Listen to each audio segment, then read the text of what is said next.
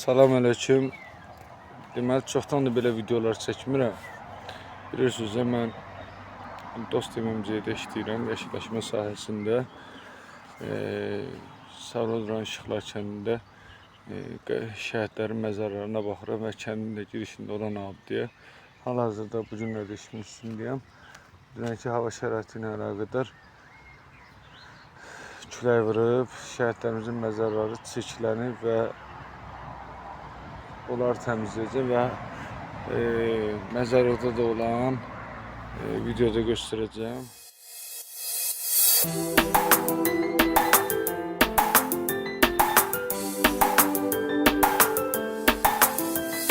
Şəhid gələn ocaqlar zülmdə işgəncədə, bu düz deyil səncədə, bu düz deyil məncədə.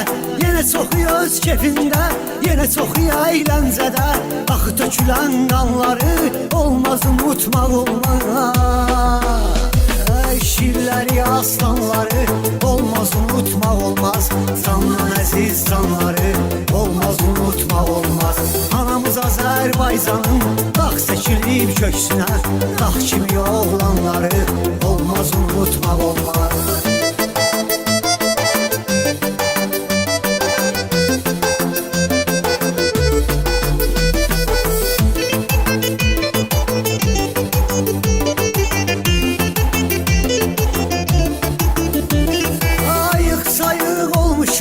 Bayrağımız yüksəlib, açan ki bozqurt yatıb, köpək ayılıb dirsəlib. Nə iş gəlib başımıza, unutmuşuq deyə gəlib.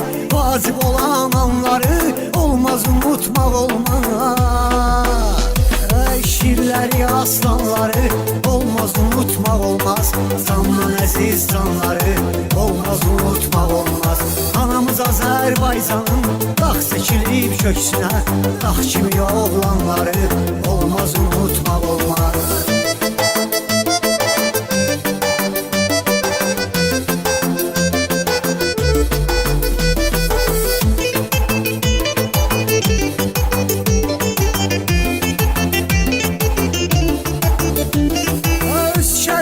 Tarixin Azərbaycan yazıb, yurda azadlıq sözün hər tökülən qan yazıb.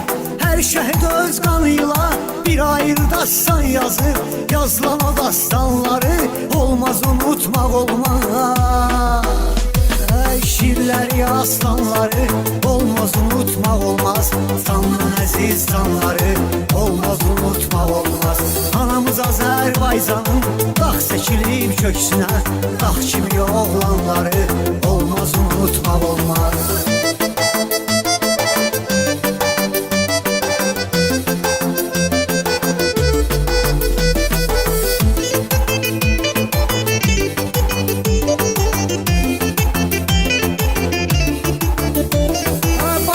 O igidlər payızdı, qışdı, yazdı. Hər biri ayrılıqda şanlı tarix yazdı. And yerimizdir bizim, gündə də geçsə yazdı. Və budur işimin tamamı. Allah bütün şəhidlərimizə rəhmət eləsin. Mekanları cənnət olsun inşallah. Videoda ard-arda var da burada baxarsınız. 22 may 2026-cı. Də geçsə yazdı, fəxri xiyabanları olmaz unutmaq olmaz. Şirləri, aslanları olmaz unutmaq olmaz.